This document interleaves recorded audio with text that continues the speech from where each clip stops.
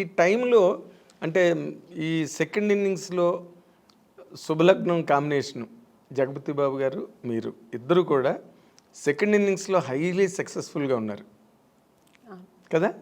First ఇన్నింగ్స్లో ఎంత అని అవును కదా. ఇప్పుడు ఈ ఇన్నింగ్స్లో మీకు మీ ఎక్స్పీరియన్సెస్ ఏంటండి? ఎక్స్పీరియన్స్ అంటే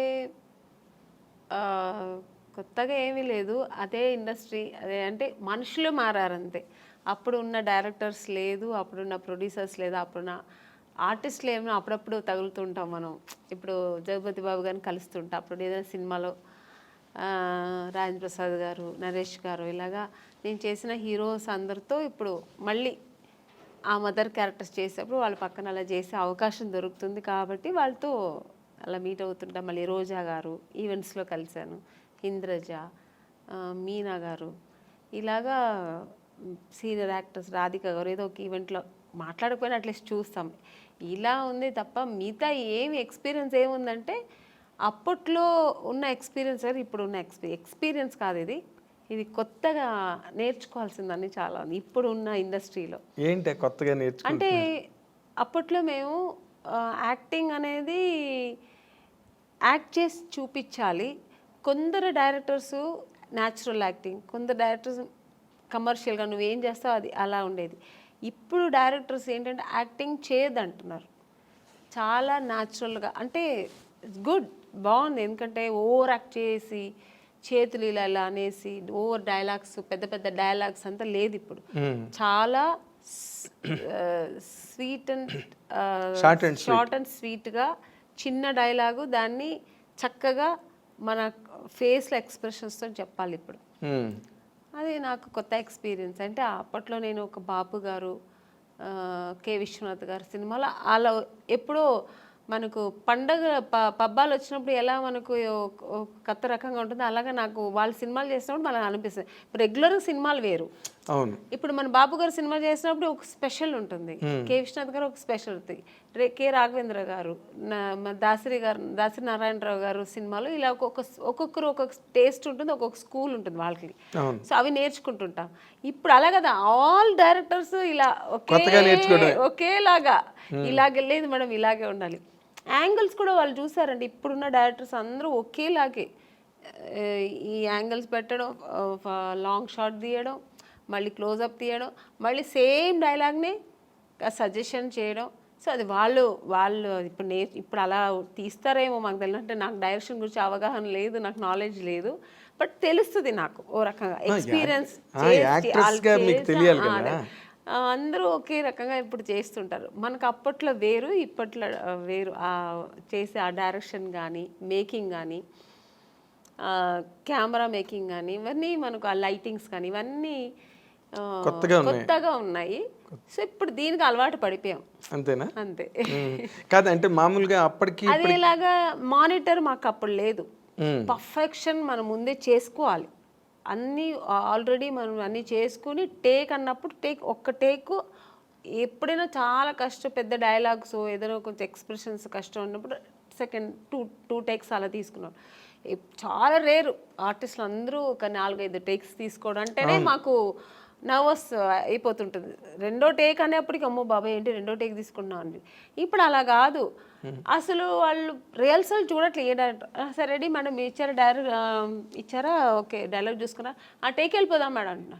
అంటే మేము ముందు ప్రిపేర్ మేము అయిపోవాలి, లేదంటే ఏం తీస్తున్నారో మనకు తెలియదు. ఒకసారి చూసుకోవడం కానీ, మన ప్లేసెస్ ఎక్కడుంటాయి, మా యాంగిల్స్ ఎలా వస్తాయి, లైటింగ్ ఎలా పడుతుంది, ఇవన్నీ ఏమి ఇప్పుడు చూసుకోవట్లేదు. అంటే వాళ్ళకు కాన్ఫిడెంట్ బాగా వస్తుంది అని. సో మనం ఆర్టిస్ట్ అలా ఉండలేము. ముందే మనం వాళ్ళు ఏం చేస్తారో మనం తెలుసుకొని దానికి తగినట్టుగా. ఇప్పుడు అప్పుడు రిహార్సల్ ఎక్కువ ఉండేది, టేక్ తక్కువ ఉండేది. ఇప్పుడు టేక్లు ఎక్కువైపోయింది, రిహార్సలే ఉండట్లేదు. ఇప్పుడు టేక్ అంటే బాగా రాలేదు ఇంకో వన్ మోర్.